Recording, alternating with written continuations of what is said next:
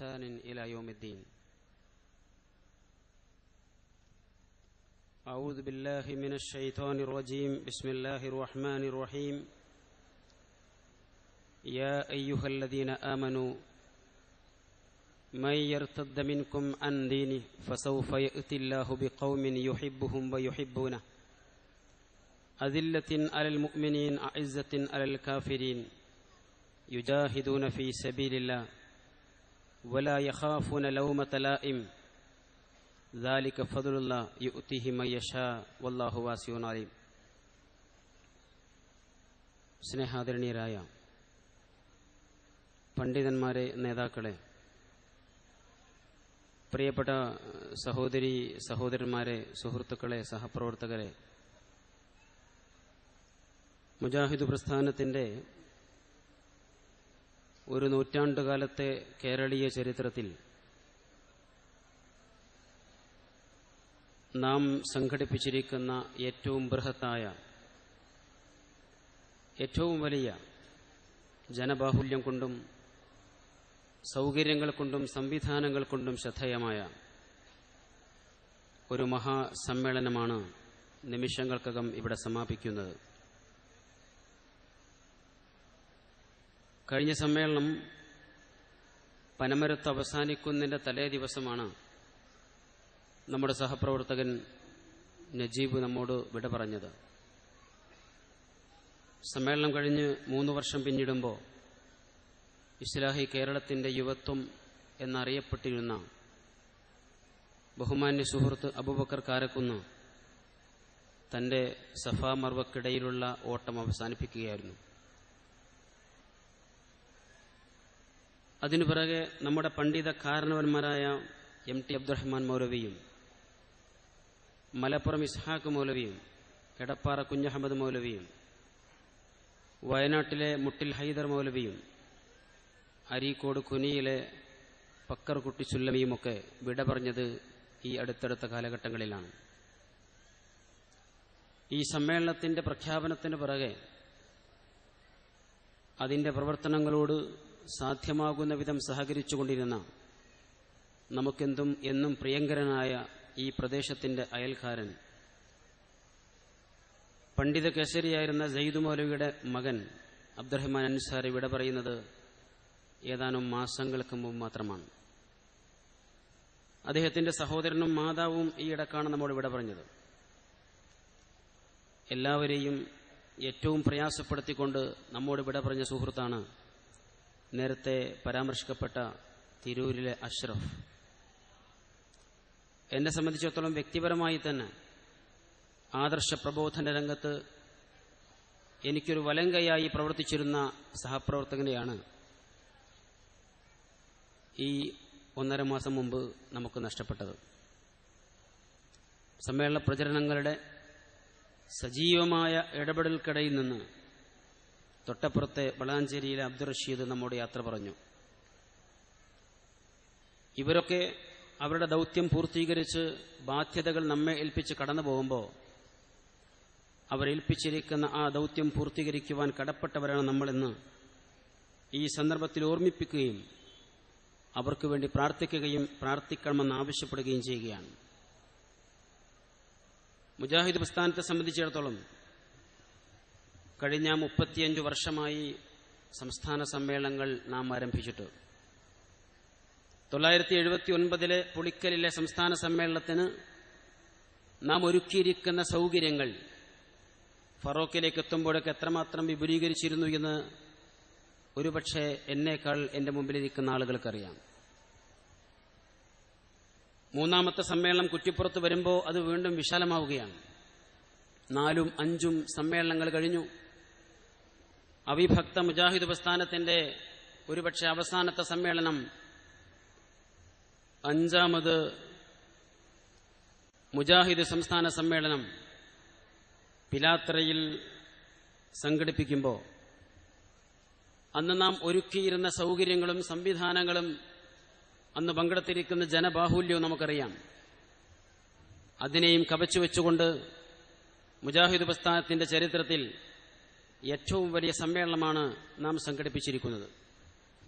നേരത്തെ പലരും സൂചിപ്പിച്ച പോലെ ഈ മനുഷ്യ മഹാസാഗരം നമ്മെ അഹങ്കാരത്തിലേക്കും അഹന്തയിലേക്കും പൊങ്ങച്ചത്തിലേക്കുമല്ല എത്തിക്കേണ്ടത്, വിനയത്തിലേക്കും വിവേകത്തിലേക്കും ദൗത്യ നിർവഹണത്തിനുള്ള കൃത്യമായ അജണ്ടകൾ നിർണയിച്ചുള്ള യാത്രയിലേക്കുമാണ്. നമുക്കറിയാം, ഈ സമ്മേളനം ഇതിന്റെ പന്തൽ വളരെ വിശാലമാണ്. കഴിഞ്ഞ 12 വർഷം കൊണ്ട് നമ്മുടെ സമ്മേളന സൗകര്യങ്ങൾ വിപുലപ്പെടുത്തുവാൻ നമുക്ക് സാധിച്ചു. പക്ഷെ നമുക്കിന്നും വേണ്ട വിധം വിപുലീകരിക്കുവാൻ സാധിച്ചിട്ടില്ലാത്തൊരു ഏരിയ നമ്മുടെ സമ്മേളനങ്ങളുടെ സ്റ്റേജുകളാണ്.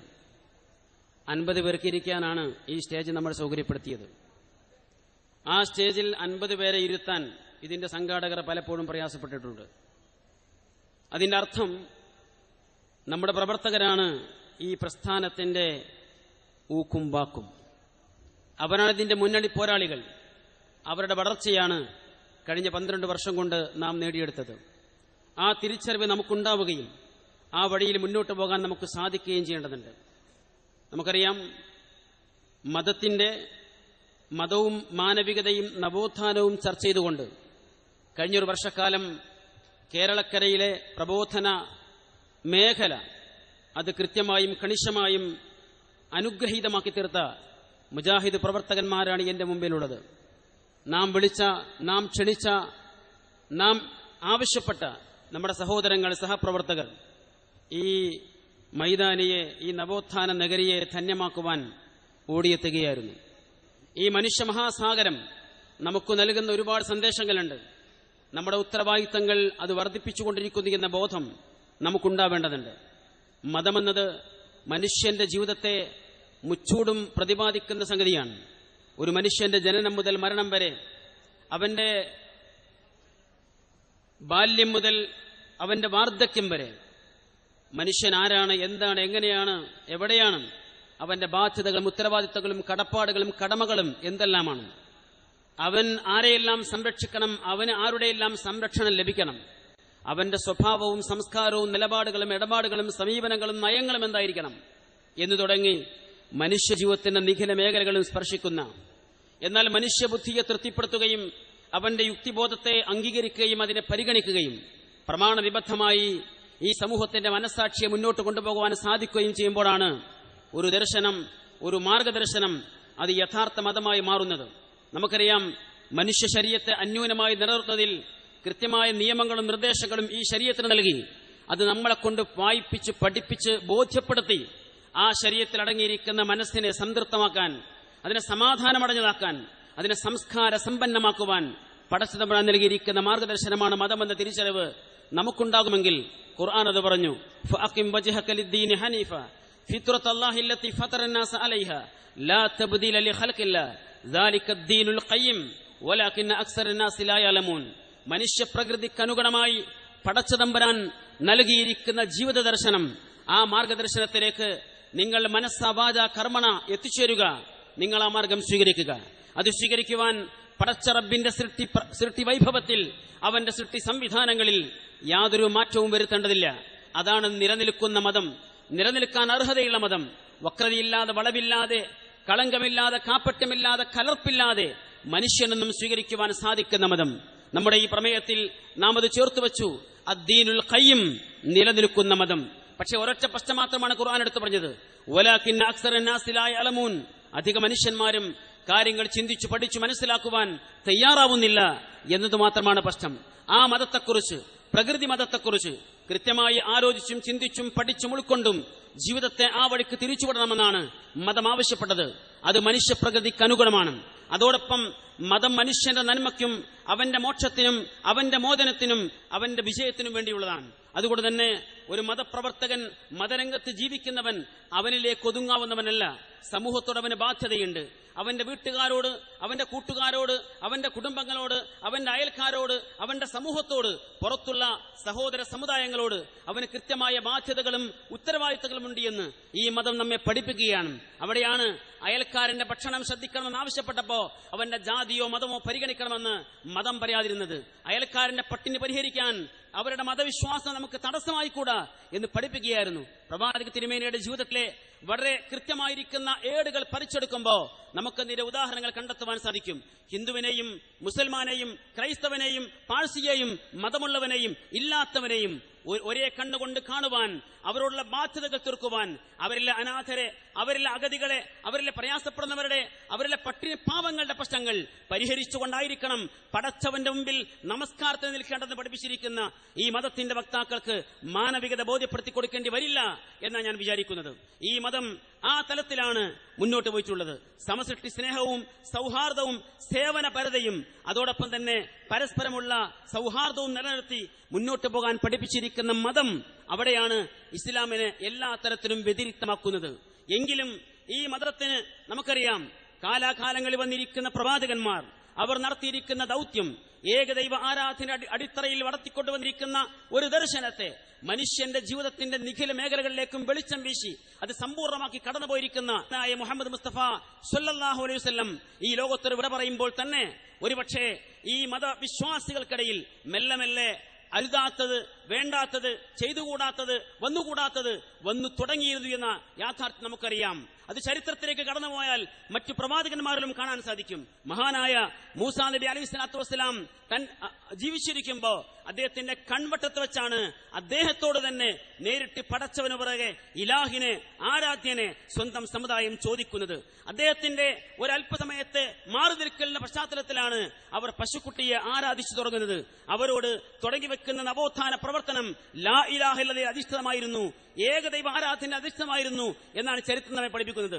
മുഹമ്മദ് മുസ്തഫ സ്വല്ലല്ലാഹു അലൈഹി വസല്ലം ഈ ലോകത്തൊരു വിട പറയുമ്പോ നമുക്കറിയാം, മുസ്ലിം സമൂഹത്തിൽ പുതുതായി കടന്നു വന്നിരിക്കുന്ന ആളുകൾക്ക് സംഭവിച്ചിരിക്കുന്ന അപജയം, ഇസ്ലാമിനെ അടുത്തറിയുവാനും വേണ്ടവിധം മനസ്സിലാക്കുവാനും അതിന്റെ ആശയദാർഢ്യത ആഴത്തിലും പരപ്പിലും വിശദമായും മനസ്സിലാക്കുവാനും അവസരം കിട്ടിയിട്ടില്ലാത്ത പുതിയ മുസ്ലിം സഹോദരങ്ങൾ, അവർക്ക് സംഭവിച്ചിരിക്കുന്ന അപജയമായിരുന്നു അദൃശ്യമായി അഭൗതികമായി നമ്മെ സഹായിക്കുവാനും ഉപദ്രവിക്കുവാനും പടച്ച റബ്ബിന് പുറമെ മറ്റു ചിലർക്കോ മറ്റു ചില വസ്തുക്കൾക്കോ ചില വ്യക്തികൾക്കോ സാധിക്കുമെന്നുള്ള ധാരണ. ആ ധാരണയാണ് അവരോട് തങ്ങളുടെ വാള് കൊളുത്തിയെടുക്കുവാൻ ഒരു മരം ചോദിക്കുന്നതിലേക്ക് അവരെ എത്തിച്ചത്. പ്രവാചക തിരുമേനി അവരെ തിരുത്തുമ്പോൾ പറഞ്ഞിരിക്കുന്ന മറ്റൊരു വാചകം, ഹാദിഹി സനൻ ലതർകബുന്ന, ഇത് അവരുടെ ചര്യയാണ്, യഹൂദികളുടെ നസ്വാറാക്കളുടെ മാർഗമാണ്, നിങ്ങൾ ആ വഴിയെ കടന്ന് സഞ്ചരിക്കുക തന്നെ ചെയ്യും എന്ന് പ്രവാചക തിരുമേനി അന്ന് പറയുകയുണ്ടായി. ആ പ്രവാചകന്റെ അന്ത്യസമയത്തെ പ്രാർത്ഥനകളിൽ ഒരു ശാപപ്രാർത്ഥനയുണ്ടല്ലോ, ലഅനല്ലാഹുൽ യഹൂദ വന്നസ്വാറ ഇത്തഖദു ഖുബൂർ അംബിയാഇഹിം മസാജിദ, ജൂത ക്രൈസ്തവരെ അല്ലാഹു ശപിക്കട്ടെ. കാരണം പറഞ്ഞത് അവർ പ്രവാചക തിരുമേനിയെ ആക്രമിച്ചു എന്നല്ല, മുസ്ലിം സമൂഹത്തോട് യുദ്ധം ചെയ്തു എന്നല്ല, മറിച്ച് അവർക്ക് വേദഗ്രന്ഥവുമായി കടന്നു വന്നിരിക്കുന്ന പ്രവാചകന്മാരുടെ കുടിമാടങ്ങളെ, കബറിടങ്ങളെ അവർ ആരാധനാ കേന്ദ്രങ്ങളാക്കി. പ്രവാചകന്മാരുടെ കബറിടങ്ങളെ ആരാധനാ കേന്ദ്രങ്ങളാക്കിയതിന്റെ പേരിൽ രണ്ടു ജനവിഭാഗത്തെ അന്ത്യപ്രവാചകർ ശപിച്ചുവെങ്കിൽ പ്രവാചകന്മാർ പോലുമല്ലാത്ത ആരുടെയൊക്കെ മക്ബറകളെ ആരാധനാ കേന്ദ്രങ്ങളാക്കി, അത് ആഘോഷവേളകളാക്കി, അത് സാമ്പത്തിക സമാഹരണത്തിലെ മാർഗങ്ങളാക്കി മുന്നോട്ട് പോകുന്ന ആധുനിക സമൂഹത്തിലെ മുസ്ലിം സമൂഹം അവരെങ്ങനെയാണ് ഈ ശാപത്തിന് രക്ഷപ്പെടുക എന്ന് ആലോചിക്കുവാൻ സാധിക്കേണ്ടതുണ്ട്.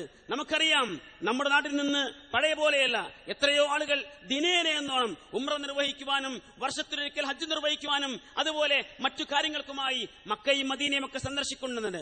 അവിടെ ജന്നത്തുൽ ബഖി എന്ന പേരിൽ അറിയപ്പെടുന്ന ബഖി ഖബർസ്ഥാൻ, ജന്നത്തുൽ മുഹല്ല എന്ന പേരിൽ അറിയപ്പെടുന്ന മുഹല്ല ഖബർസ്ഥാൻ ഒക്കെ സന്ദർശിക്കുന്ന ആളുകളാണവർ. അവിടെ ആയിഷ ബീവിയുടെ ഖബറുണ്ട്, ഉസ്മാൻ ബിൻ അഫ്ഫാന്റെ ഖബറുണ്ട്, അതുപോലെ പ്രമുഖരായിരിക്കുന്ന ഒരുപാട് സ്വഹാബിമാരുടെ ഖബറുണ്ട്.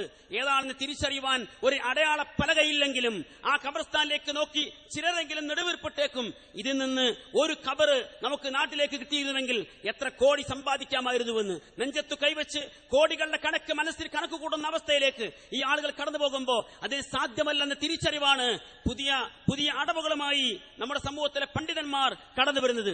അതിന്റെ ഒരു ഭാഗമാണ് 2 വർഷം മുമ്പ് എഴുന്നള്ളിച്ചിരിക്കുന്ന ഒരു കെട്ടി മുടി.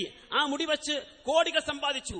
കേരളത്തിൽ അങ്ങോളം ഇങ്ങോളം ഓടി നടന്ന് യാത്ര നടത്തി ശുഭ്രവസ്ത്രധാരികളായിരിക്കുന്ന ആളുകൾ വിശ്വാസികളുടെ വിശ്വാസത്തെ ചൂഷണം ചെയ്ത് അവരെ എല്ലാ അർത്ഥത്തിലും എല്ലാം തകർത്തുകൊണ്ടിരിക്കുന്ന ഒരു മാർഗമാണ് പണ്ഡിതന്മാർ സ്വീകരിച്ചത്. നാം അവിടെ കൃത്യമായ നിലപാട് പ്രഖ്യാപിച്ചു. മതത്തിന്റെ ഭാഗമായി നമുക്കറിയാം ഈ വർക്കത്ത് എന്താണ് എന്ന്. അള്ളാഹുവിന്റെ പ്രവാചകർ എത്ര കല്യാണ വീടുകൾ സന്ദർശിച്ചു.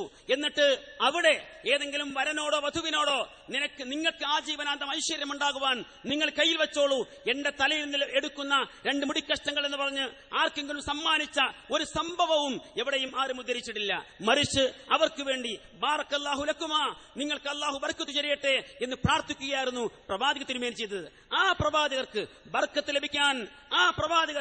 ബർക്കത്ത് ലഭിക്കാൻ അള്ളാഹുവിന്റെ പ്രവാചകർ നമ്മോട് പറഞ്ഞു, നിങ്ങൾ പ്രാർത്ഥിക്കുക, അല്ലാഹുമ്മ ബാരിക് അലാ മുഹമ്മദ് വഅലാ ആലി മുഹമ്മദ് എന്ന് 5 നേര നമസ്കാര വേളകളിലും എന്ന് പ്രവാചക തിരുമേനി പഠിപ്പിക്കുന്നു. എന്നിട്ട് ആ പ്രവാചകരുടെ അവശിഷ്ടങ്ങൾ തേടുകയും അതിലൂടെ ബർക്കത്ത് കണ്ടെത്തുവാൻ ശ്രമിക്കുകയും ചെയ്യുന്നവർ കൊണ്ടുവരുന്നത് വ്യാജമാണെങ്കിലും വ്യാജമല്ലാത്തത് കിട്ടിയാൽ അതിട്ട വെള്ളം കുടിക്കുവാൻ വേണ്ടി വെമ്പൽ കൊള്ളുന്ന ആളുകൾ സമൂഹത്തിലുണ്ട്. ഒരുപക്ഷെ മുജാഹിദ് പ്രസ്ഥാനത്തിന്റെ പേരിൽ പോലും അങ്ങനെയുള്ള ആളുകൾ ഇടക്കാലത്ത് കയറി വന്നിട്ടുണ്ട്. ഒറ്റ വാചകമേ പറയുന്നുള്ളൂ. ഒരു കുഞ്ഞിന് ജന്മം നൽകിയ മാതാപിതാക്കൾ അവന്റെ ഹക്കീക്കയുടെ സന്ദർഭത്തിൽ പേര് വിളിക്കാറുണ്ട്. ആ പേര് മുജാഹിദായി എന്നതുകൊണ്ട് അയാൾ മുജാഹിദാകുമെന്ന അഭിപ്രായം മുജാഹിദ് പ്രസ്ഥാനത്തിന് ഒരിക്കലുമില്ല, ഉണ്ടായിട്ടില്ല, ഉണ്ടാവുകയുമില്ല എന്ന തിരിച്ചറിവ്. എന്തുകൊണ്ട്? അദൃശ്യമായി അഭൗതികമായി നമ്മെ സഹായിക്കുവാനും നമ്മെ ഉപദ്രവിക്കുവാനും പടച്ച റബ്ബിന് മാത്രമേ സാധിക്കൂ എന്ന അടിത്തറയിൽ നിന്നുകൊണ്ടാണ് ഏകദൈവാരാധന മുജാഹിദ് പ്രസ്ഥാനം ഈ സമൂഹത്തെ ഒരു നൂറ്റാണ്ടുകാലം പഠിപ്പിച്ചത്. അതിൽ നിന്ന് മാറി ചിന്തിക്കുവാൻ ശ്രമിക്കുന്നവർ ആരായിരുന്നാലും അവരെ ഈ സമൂഹം തിരിച്ചറിയുകയും മാറ്റി നിർത്തുകയും ചെയ്യുമെന്നത് സമകാലിക സംഭവങ്ങളാണ് എന്ന് നമുക്കറിയാം. ഞാൻ സുദീർഘമായി ആ ഭാഗത്തേക്ക് കടന്നു പോകുന്നില്ല. സൂചിപ്പിച്ചത് ഇത് ഇങ്ങനെയുള്ള ഈ മുടിയുടെ കച്ചവടവുമായി ഉസ്താദ് വന്നു. അത് കഴിഞ്ഞ് അത് ഏതാണ്ട് അവസാനിക്കുമ്പോ പിന്നെ വരുന്ന പൊടിയാണ്. ആ പൊടിയിട്ട വെള്ളം കൊടുത്ത് അതുകൊണ്ട് പണമുണ്ടാക്കുവാൻ ശ്രമിക്കുമ്പോ കൂടെ ഇരിക്കുന്ന സമൂഹത്തിന് ആലോചിക്കാമല്ലോ. വിശുദ്ധ ഖുർആൻ ചിന്താശേഷി ഉണ്ടായിട്ട് അത് ഉപയോഗപ്പെടുത്താത്ത ആളുകളെ കുറിച്ച് പറഞ്ഞത് ഉലൈക കൽഅൻആം, അവർ മൃഗങ്ങളെ പോലെയാണ്, ബൽഹും അളൽ, അല്ല അതിലേറെ അതപ്പതിച്ചവരാണ് എന്ന് നമുക്കറിയാം. നമ്മുടെ വീട്ടിൽ വളർത്തിക്കൊണ്ടിരിക്കുന്ന ആടിനും പശുവിനുമൊക്കെ നാം വെള്ളത്തിൽ പിണ്ണാക്ക് കലക്കി കൊടുക്കാറുണ്ട്. എന്നാൽ ഒരു മൃഗവും ഇന്ന് വരെ ചോദിച്ചിട്ടില്ല നിങ്ങൾ കലക്കിയിരിക്കുന്ന പിണ്ണാക്ക് ഏതാണ് എന്ന്. ഇത് കടലപ്പിണ്ണാക്കാണോ കൊപ്ര പിണ്ണാക്കാണോ എന്ന് അവർ ചോദിച്ചിട്ടില്ല.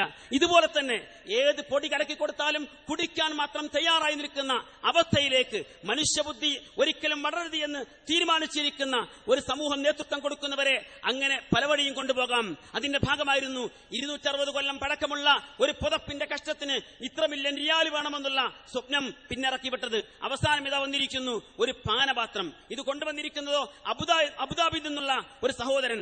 ഞാൻ സംശയിച്ചു പോയത് ഇദ്ദേഹം ഒരു ആക്രി കച്ചവടക്കാരനാണോ എന്നാണ്. നാട്ടിൽ എവിടെ നിന്നെല്ലാം കിട്ടുന്ന എല്ലാ പഴയ സാധനങ്ങളും അതിന് ബ്രാൻഡ് നെയിം കൊടുക്കുക, പ്രവാചകരുടെ അവശിഷ്ടമാണ് എന്ന്. എന്നിട്ട് അത് കച്ചവടമാക്കി ആളുകളെ ചൂഷണം ചെയ്ത് മുന്നോട്ട് പോകാൻ അങ്ങനെ മുന്നോട്ട് പോകുന്ന ഒരു സാഹചര്യം ഇവിടെ നാം കണ്ടുകൊണ്ടിരിക്കുന്നുണ്ട്. സൂചിപ്പിച്ചത് ഇങ്ങനെയുള്ള അന്ധവിശ്വാസങ്ങൾക്കെതിരെ, അനാചാരങ്ങൾക്കെതിരെ, സമൂഹത്തിലെ എല്ലാ അർത്ഥത്തിലുമുള്ള യുക്തിരാഹിത്യത്തിനെതിരെ വളരെ കൃത്യമായി കണിശമായി പ്രബോധന പ്രവർത്തനങ്ങളുമായി മുന്നോട്ട് പോയിരിക്കുന്ന പ്രസ്ഥാനമാണ് മുജാഹിദ് പ്രസ്ഥാനം. കേരളത്തിലെ മുസ്ലിം നവോത്ഥാനത്തിന്റെ ചരിത്രം പരിശോധിക്കുമ്പോൾ നാം ശ്രമിച്ചത്, നാം പ്രയത്നിച്ചത് അന്ധവിശ്വാസങ്ങൾക്കെതിരിലാണ്, അനാചാരങ്ങൾക്കെതിരിലാണ്, അജ്ഞതക്കെതിരിലാണ്.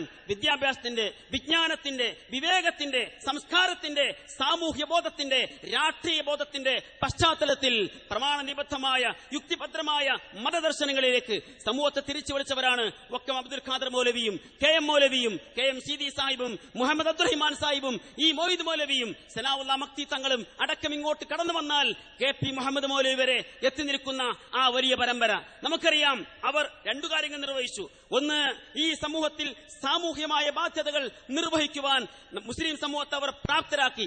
ഇന്ത്യൻ സ്വാതന്ത്ര്യ സമരത്തിന്റെ മുന്നണി പോരാളികളാക്കി അവരെ മാറ്റുന്നതിൽ അവർ വലിയ പങ്ക് വഹിച്ചു. നമുക്ക് ആലോചിക്കാം, നാം സംഗമിച്ചിരിക്കുന്ന ഈ സംഗമം, ജനലക്ഷങ്ങൾ പങ്കെടുത്തിരിക്കുന്ന ഈ മഹാനഗരം, ഈ നഗരത്തിൽ ഈ സംഗമം സംഘടിപ്പിക്കുമ്പോ ഇതിന്റെ ഹെഡ് മുജാഹിദ് സംസ്ഥാന സമ്മേളനമെന്നാണ്. മുജാഹിദ് എന്ന പേരിൽ സംഘടിക്കുവാനും സംവദിക്കുവാനും സ്ഥാപനങ്ങൾ നടത്തുവാനും ഒരുമിച്ച് കൂടുവാനും കേരളക്കരയിലല്ലാതെ അല്ലാതെ ഇന്ത്യയുടെ ഏത് സംസ്ഥാനത്തിനാണ് അവസരമുണ്ടാവുക എന്ന് നമുക്ക് ആലോചിക്കാവുന്നതാണ്. ഉത്തരേന്ത്യയിൽ എവിടെയും ഈ പേര് ഉപയോഗപ്പെടുത്തുവാനോ ഇതിൽ പ്രവർത്തിക്കുവാനോ ഇതിൽ സംഘടിക്കുവാനോ അങ്ങനെ മുന്നോട്ട് പോകുവാനോ സാധ്യമല്ലെങ്കിൽ കേരളക്കരയിൽ മുജാഹിദ് എന്ന പേരിൽ സംഘടിക്കുവാനും പ്രവർത്തിക്കുവാനും സ്ഥാപനങ്ങൾ നടത്തുവാനും പ്രസ്ഥാനമുണ്ടാക്കി മുന്നോട്ട് പോകുവാനും ജനലക്ഷങ്ങളെ അണിനിരത്തുന്ന വലിയ വലിയ സംസ്ഥാന സംഗമങ്ങൾ സംഘടിപ്പിക്കുവാനും നമുക്ക് സാധിക്കുന്നത് നമ്മുടെ ചരിത്രം, നമ്മുടെ പാരമ്പര്യം, നാം ഈ നാടിനു വേണ്ടി ചെയ്തിരിക്കുന്ന സേവന പ്രവർത്തനങ്ങൾ, തീവ്രവാദത്തോടും വർഗീയവാദത്തോടുമുള്ള നമ്മുടെ സമീപനങ്ങൾ അറിയുന്നവരാണ് ഇവിടുത്തെ ബ്യൂറോക്രസിയും ഇവിടുത്തെ ഇന്റലിജൻസും ഇവിടുത്തെ നിയമപാലകന്മാരും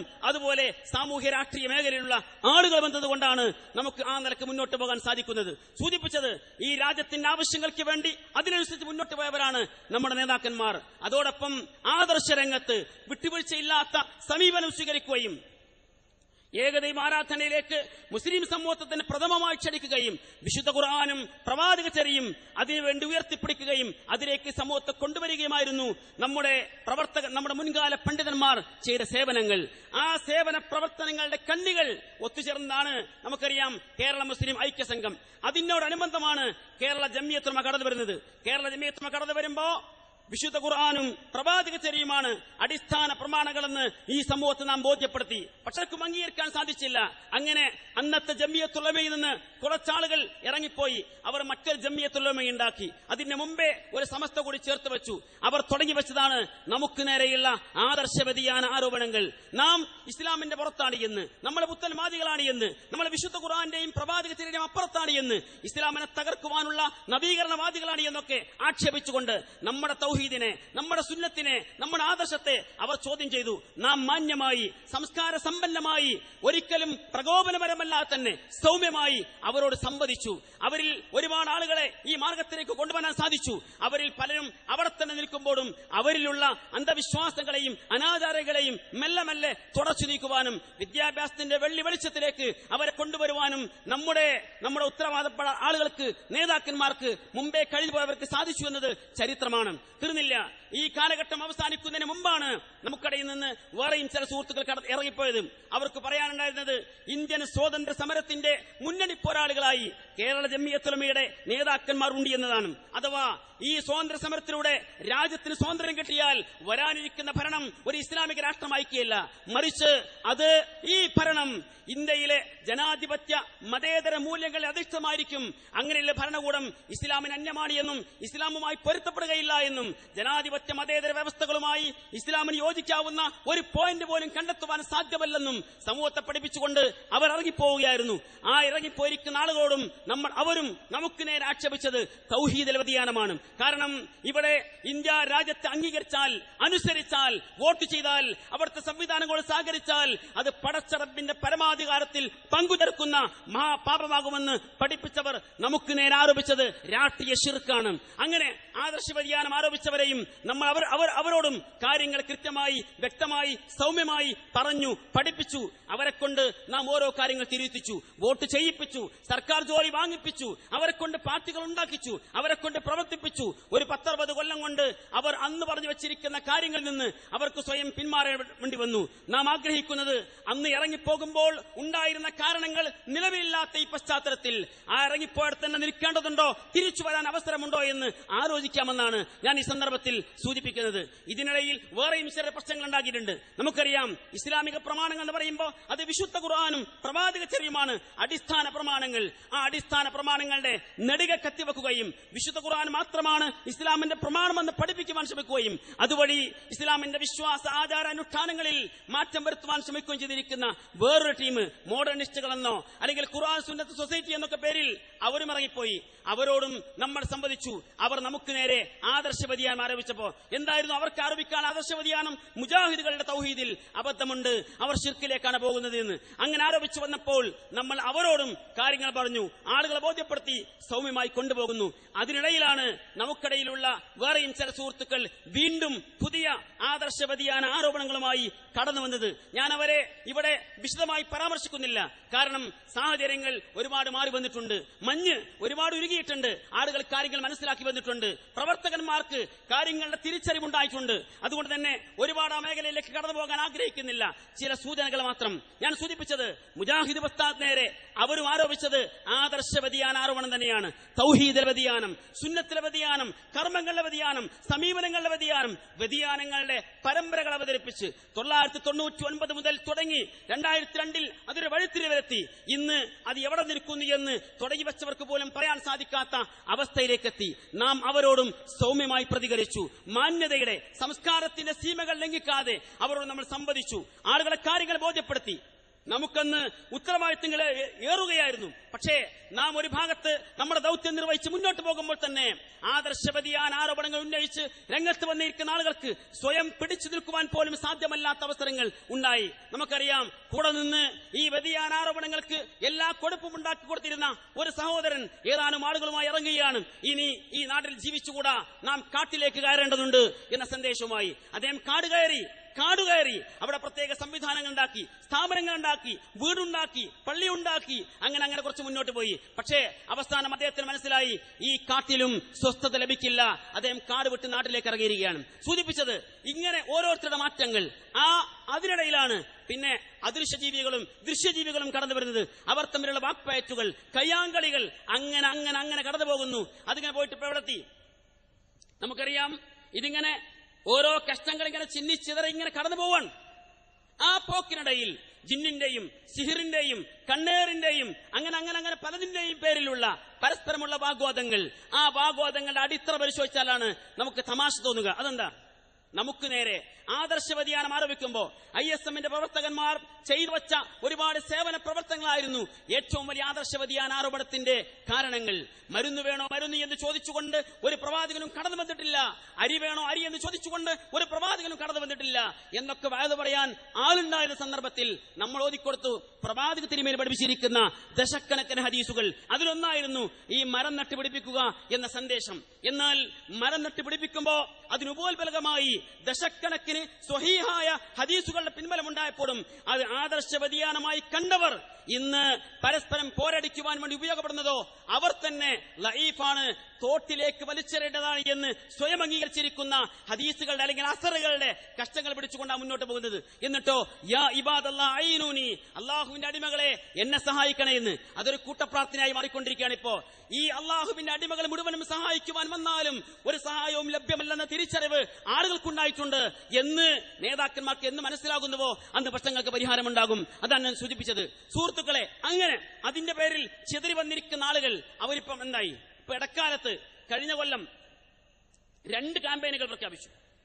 ഒരു ക്യാമ്പയിന് വിശുദ്ധിയുടെയും വിമോചനത്തിന്റെയും ക്യാമ്പയിനാണ്, മറ്റൊന്ന് സുരക്ഷയുടെ ക്യാമ്പയിനാണ്. വിശുദ്ധിയും വിമോചനവും നാം തിരിച്ചറിഞ്ഞിട്ടുണ്ട്, സുരക്ഷ അതിലേറെ മനസ്സിലായിട്ടുണ്ട്. ഒരു ക്യാമ്പയിൻ പ്രഖ്യാപിച്ചിരിക്കുന്ന ആൾക്ക് ആ ക്യാമ്പയിൻ പൂർത്തീകരിക്കുന്നവരെ അതിന്റെ കൂടെ നിൽക്കുവാൻ പോലും സാധ്യമല്ലാത്ത അവസ്ഥയിലേക്ക് അദ്ദേഹം സുന്നത്ത് നമസ്കാരം തുടങ്ങിയിരിക്കുന്നു. പിരിഞ്ഞു പോകുമ്പോൾ പിരിച്ചുവിട്ടപ്പോ സ്വയം സംഘടിക്കുവാൻ വേണ്ടി ഒരു സംഘമുണ്ടാക്കുവാൻ ശ്രമിച്ചപ്പോ അപ്പോഴാണ് കാര്യം ബോധ്യമാകുന്നത്. ഏറ്റവും ഉത്തരവാദപ്പെട്ട ആളെ മുമ്പിൽ നിർത്തി കാര്യങ്ങൾ മുന്നോട്ട് നയിക്കാമെന്ന് വിചാരിക്കുമ്പോ അദ്ദേഹം അതാ പോകുന്നു, 2 റക്അത്ത് സുന്നത്ത് നമസ്കരിക്കുന്നു, കൂട്ടം വിട്ട് മറ്റൊരു തലത്തിലേക്ക് നീങ്ങുകയാണ്. എന്താണ് ഈ മാറ്റം? നമ്മൾ സാധാരണ ഇതിന് പറയാറുള്ള ഒരു തമാശ, ഒരു സ്കൂളിൽ ഒരു അധ്യാപകൻ, അത്ര വലിയ ധൈര്യശാലിയല്ലാത്തൊരു അധ്യാപകൻ, അദ്ദേഹം ആ നിലക്കുള്ള കഥാപാത്രമാണ്. അങ്ങനെ ഇരിക്കെ ഒരു ദിവസം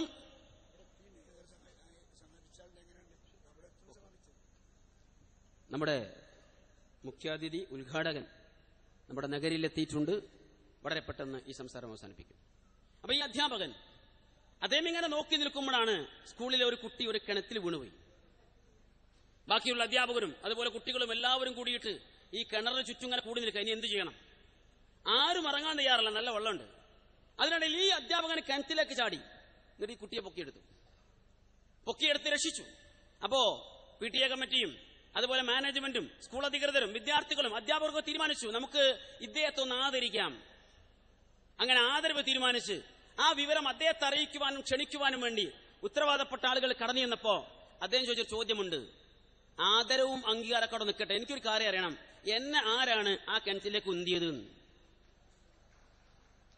ഏതാണ്ട് അവിടെയാണ് ഈ ആദർശ വ്യതിയാന ആരോപണത്തിന്റെ ചുക്കാൻ പിടിച്ച് അവസാനം പുറത്തിറങ്ങി പുതിയ സംഘമുണ്ടാക്കുവാൻ ശ്രമിച്ച നേതാവിന്റെ ഇന്നത്തെ അവസ്ഥ. ഈ അവസ്ഥയിലാണ് കാര്യങ്ങൾ എത്തി നിൽക്കുന്നത്. മറുവശത്തും ഒട്ടും നല്ല അവസ്ഥയല്ല എന്ന് നമുക്ക് തിരിച്ചറിയും. നാം അത് ആ സംഗതി മനസ്സിലാക്കിയിട്ടുണ്ട്. അങ്ങനെ മുന്നോട്ട് പോവാണ്. ഇതിനിടയിൽ നമ്മുടെ നിലപാടെന്താ, നമ്മുടെ സമീപനം എന്താ, നമ്മൾ ഏത് മാർഗം സ്വീകരിക്കണം, അത് ഏറ്റവും പ്രധാനമാണ്. നമുക്കറിയാം, ഇപ്പോ ഈ അടുത്ത് ഒരു സമാധാനത്തിന് മതം എന്ന ക്യാമ്പയിൻ ആരംഭിച്ചു. തുടക്കം സംഘർഷത്തിൽ, പത്രത്തിൽ നമ്മൾ വായിച്ചതാണ്. അങ്ങനെ കാര്യങ്ങൾ പോകുന്നത്. ആളുകൾ അവരങ്ങനെ മുന്നോട്ട് പോകുമ്പോഴും ജനങ്ങൾ കാര്യങ്ങൾ ബോധ്യപ്പെട്ട് കാര്യങ്ങൾ മനസ്സിലാക്കി തിരിച്ചറിഞ്ഞ് രംഗത്ത് വരാൻ ശ്രമിക്കുന്നു എന്നതാണ് നമ്മെ സന്തോഷിപ്പിക്കുന്ന ഘടകം. നമുക്കറിയാം, 99 മുതൽ തുടങ്ങിയിരിക്കുന്ന പ്രവർത്തനങ്ങൾ 2012 എത്തുമ്പോഴേക്ക് എന്തെല്ലാം പ്രശ്നങ്ങൾ, കള്ളക്കേസുകൾ, അതുപോലെ ഒരുപാട് മുടക്കുകൾ, പള്ളികളും മദ്രസകളും പൂട്ടിക്കല്, പൊളിക്കല്, അങ്ങനെ ഈ ഒരു പേരിൽ പ്രവർത്തിക്കുവാൻ പോലും സാധ്യമല്ലാത്ത വിധത്തിലുള്ള ഒരുപാട് പ്രശ്നങ്ങൾ ഉണ്ടാക്കി. എന്നിട്ട് ആ പ്രശ്നങ്ങൾ ഉണ്ടാക്കിയിരിക്കുന്ന ആളുകൾക്ക് എന്ത് നേടാൻ സാധിച്ചു? അവരുടെ അവസ്ഥ എന്തായി? ജനങ്ങൾക്ക് കാര്യം മനസ്സിലായി വരുന്നു. നേതാക്കളിൽ ചിലർക്ക് മാത്രമാണ് ഇനിയും കാര്യങ്ങൾ മനസ്സിലാവാത്തത്. വിശുദ്ധ ഖുർആൻ ബനു ഇസ്രായേൽ സമൂഹത്തിലെ ഒരു പണ്ഡിതനെ പരിചയപ്പെടുത്തിയപ്പോ ഉപമിച്ചത് എങ്ങനെയാണ്? ഫമസലഹു കമസലിൽ കൽബി ഇൻ തഹ്മിൽ അലൈഹി യൽഹസ് ഔ തത്റുകുഹു യൽഹസ്. നിങ്ങൾ ആ ഒരു പണ്ഡിതന് സംഭവിച്ചിരിക്കുന്ന അപജയത്തെ കുറിച്ചാണ് ഖുർആൻ അവിടെ പറഞ്ഞത്. ഒരു നായോട് ഉപമിച്ചുകൊണ്ട്, നിങ്ങൾ അതിനെ ആക്രമിച്ചാലും അത് നാവ് തൂക്കിയിട്ട് നടക്കും, നിങ്ങൾ അതിനെ വെറുതെ വിട്ടാലും അത് നാവ് തൂക്കിയിട്ട് നടക്കും. ഒരിക്കലും നേരെയാവില്ല എന്ന് തീരുമാനിക്കുന്ന ചില ആളുകൾ ആ രംഗത്ത് മുന്നോട്ട് പോകുമ്പോഴും ഈ സമൂഹത്തിലെ ഉത്തരവാദപ്പെട്ട പ്രവർത്തകന്മാർ കാര്യങ്ങൾ മനസ്സിലാക്കി തിരിച്ചു വരുന്നു. അതുകൊണ്ട് നമ്മുടെ നിലപാട് എന്തായിരിക്കണം? ചരിത്രത്തേക്ക് തിരിച്ചു പോകുമ്പോൾ നമുക്കിതിന് ഉത്തരങ്ങൾ കിട്ടും. പ്രവാചക തിരുമേനി സ്വല്ലല്ലാഹു അലൈഹി വസല്ലമയെ ഏറ്റവും അധികം വേദനിപ്പിച്ചിരിക്കുന്ന കുറെ വ്യക്തിത്വങ്ങളുണ്ടല്ലോ. ആ പ്രവാചകരെ ഏറ്റവും വേദനിപ്പിച്ച വ്യക്തിത്വങ്ങളാണ് ഒന്ന് അബൂ സുഫിയാൻ, മറ്റൊന്ന് ഹിന്ദ്, മറ്റൊന്ന് വഹശി, മറ്റൊന്ന് ഇക്രിമ പോലെയുള്ള ആളുകൾ. ഇവരൊക്കെ അവരുടെ ആ മാർഗത്തിലെ അപജയങ്ങൾ തിരിച്ചറിഞ്ഞ് തിരിച്ചു വന്നപ്പോ പ്രവാചക തിരുമേനി സ്വീകരിച്ചിരിക്കുന്ന മാതൃക നമുക്കറിയാം. ഹിന്ദിനെ സ്വീകരിച്ച, വഹശിയെ സ്വീകരിച്ച, അബൂ സുഫിയാനെ സ്വീകരിച്ച, ഒരു വേള ഇക്രിമ ഇസ്ലാം മതം സ്വീകരിച്ച് കടന്നു വരുമ്പോ പ്രവാചകർ സ്വഹാബത്തിനോട് പറയുന്നത്, നിങ്ങൾ അദ്ദേഹത്തോട് പെരുമാറുമ്പോ അബൂജാഹിൽ എന്ന അദ്ദേഹത്തിന്റെ പിതാവ് നമ്മോട് കാണിച്ചിരിക്കുന്ന അക്രമങ്ങളെ ഒരിക്കലും ഓർത്തുവെക്കരുത് എന്നാണ്. ആ നിലക്ക് മാന്യതയുടെ, നന്മയുടെ സ്വഭാവം അവരോട് കാണിക്കുവാൻ ശ്രമിക്കണമെന്നാണ് പ്രവാചക തിരുമേനി പറഞ്ഞത്. തീർന്നില്ല. മഹാനായ യൂസുഫ് നബി അലൈഹി സ്വലാത്തു വസ്സലാം നേരിടേണ്ടി വന്നിരിക്കുന്ന ഒരുപാട് പ്രശ്നങ്ങളുണ്ടല്ലോ. 14 കൊല്ലത്തോളം ജയിലിൽ കിടക്കേണ്ടി വന്നിരിക്കുന്ന അദ്ദേഹം ഒരു പാപവും ചെയ്യാത്ത, ഒരു പാപത്തിന്റെയും പേരിലല്ല അദ്ദേഹം കിടക്കേണ്ടി വന്നത്. എന്നിട്ടും കാര്യങ്ങൾ തിരിച്ചറിഞ്ഞ ഘട്ടത്തിൽ അദ്ദേഹം സഹോദരന്മാരോട് പറയുന്നത്, ലാ തസ്രീബ അലൈക്കുമുൽ യൗം, ഇന്ന് നിങ്ങളുടെ മേൽ യാതൊരു നിലക്കുള്ള പ്രതികാര നടപടികളുമില്ല എന്ന് പറയുന്ന യൂസുഫ് അലൈഹി സ്വലാത്തു വസ്സലാം. തീർന്നില്ല.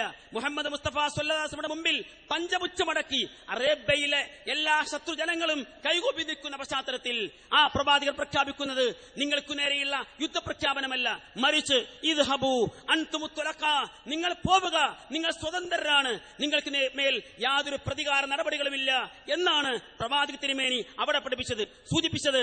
നാം ജയിച്ചു നിൽക്കുന്ന, മികച്ചു നിൽക്കുന്ന, നമ്മുടെ ഉത്തരവാദിത്തങ്ങൾ അതിന്റെ ലക്ഷ്യത്തിലെത്തിയിരിക്കുന്ന ഈ പശ്ചാത്തലത്തിൽ അഹങ്കരിക്കാതെ, വിദ്വേഷം വെക്കാതെ, വെറുപ്പ് വെക്കാതെ, ആരെയും ആ നിലക്ക് കാണാതെ, ഇനിയും പ്രത്യാക്രമണങ്ങളുടെ മാർഗം സ്വീകരിക്കാതെ മുന്നോട്ട് പോകാൻ നമുക്ക് സാധിക്കണം. നമ്മുടെ ഉത്തരവാദിത്തങ്ങൾ ഇപ്പോഴും വലിയതാണ്. ഖുർആൻ പറഞ്ഞുവല്ലോ, ഇദാ ജാ നസ്റുല്ലാഹി വൽ ഫതഹ് വറഅയ്ത അന്നാസ യദ്ഖുലൂന ഫീ ദീനില്ലാഹി അഫ്വാജാ ഫസബ്ബിഹ് ബിഹംദി റബ്ബിക ഫസ്തഗ്ഫിറു ഇന്നഹു കാന തവ്വാബ.